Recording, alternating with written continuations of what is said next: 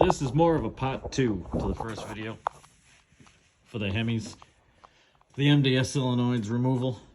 Just wanted to point out one very important thing that I don't see a lot or at all anybody talking about, and that is the magnets at the bottom of the MDS solenoid that stay in the holes. So when you look down, you see this. So that's what you're going to see. Take a pair of needle nose, grab it, pull it out. This is clean. This, however, is what it's going to look like. Stuffed with metal. That's the only defense these things have. So if you don't clean these, you're not doing anything. Same failure is going to happen again. These have to get cleaned. They have to be removed. You have to clean out the holes, blast it out with brake clean, blast it out whatever you can. Clean out the oil tubes, clean out every possible channel you can. Me, I have to replace the camshaft because, for some unknown reason, the lifter went sideways in the hole. I'll remember which one it was. It was one of these. Anyways, it's one of those. And that's the damage it did. But as you can see, most of the lobes are pretty messed up. And all that metal goes somewhere. The first place it goes are those magnets. Oil pump didn't really have all that much damage. It did have a little bit of damage, so I'm replacing it anyways while I'm in here. But the reason this all happened, here it is this one right here allowed this to turn like that.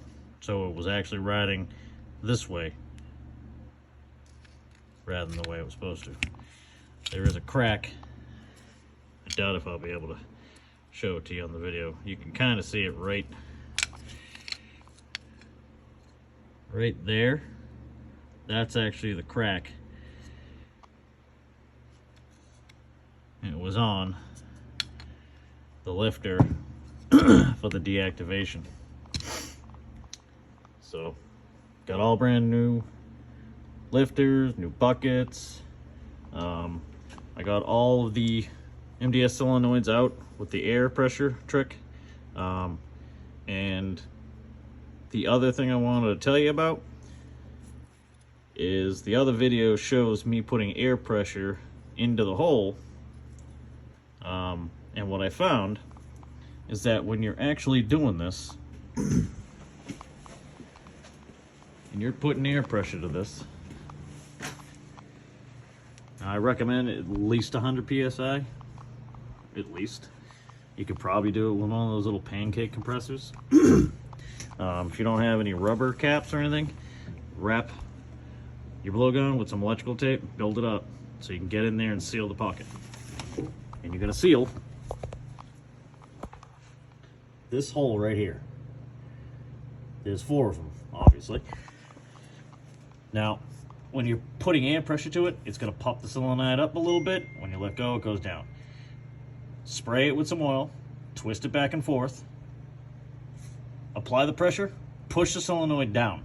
You'll see that it goes down quite a bit once you start putting that air pressure to it. Blow into it again, it goes up, push it down. Do that like 3 times and it comes out almost every single time. I was fighting it the last video and I pushed down on the other 2 that I had in here and it was real quick. No problem at all.